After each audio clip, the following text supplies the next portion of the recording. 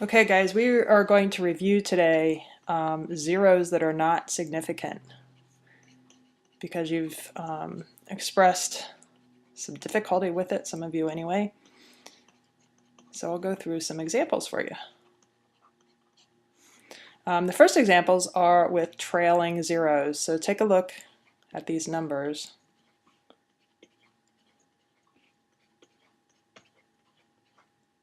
And each number is 10 times bigger than the other, or an order of magnitude bigger than the other.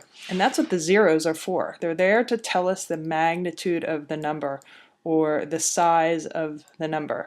So these guys are really called trailing zeros or placeholders. We've used that term before. And they tell us how big the number is, or the magnitude of the number. For instance, 10 is an order of magnitude bigger than 1.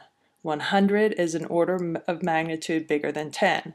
1000 is an order of magnitude bigger than 100, or 2 orders of magnitude bigger than 10. 10,000 is an order of magnitude bigger than 1,000, or 2 orders of magnitude bigger than 100, or 3 orders of magnitude bigger than 10, or 4 orders of magnitude bigger than 1. We can get rid of these placeholders by writing all of these guys in scientific notation. So we don't really need to do this with the 1, but I'll do it just to keep our examples parallel. So the exponents now are replacing our zeros. So these numbers, in these numbers, they all have just one significant figure. We can look at some similar numbers. Let me get a different color here. There we go. With the same example. So for instance, 300 has one significant figure. The zeros are those placeholders, those trailing zeros. They just tell us how big the number is. We can rewrite this in scientific notation as 3 times 10 to the second. Okay, look at some other examples. How about 18,000?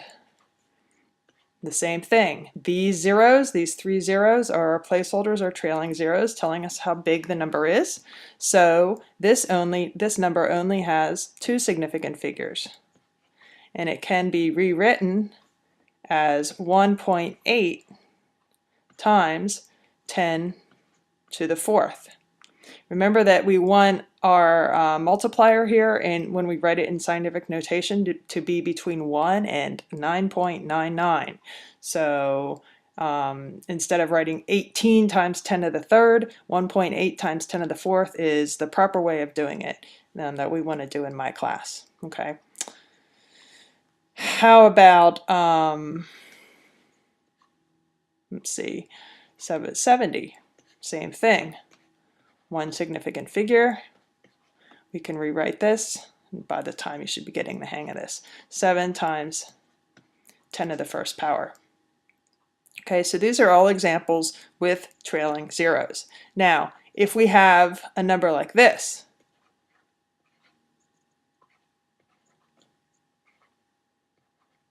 $30,005.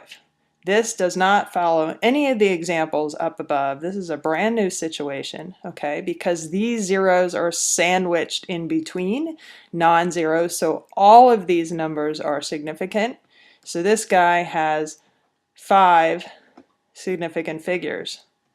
And when we write it in scientific notation, we got to maintain all of those significant figures.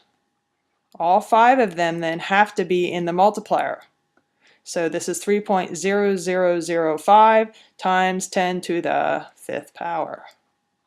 Okay, 1, 2, 3, 4, 5 significant figures. So keep in mind that when we rewrite a number in scientific notation, it still has the same number of significant figures there in the multiplier, as it does in the original form. They still have the same number of sig figs. That does not change. So when you're counting the number of significant figures in a number, it really doesn't matter whether it's in scientific notation or isn't in scientific notation. You're going to get the same results. Now, as you look at the screen, what is wrong with this picture? Look at my heading, zeros that are significant.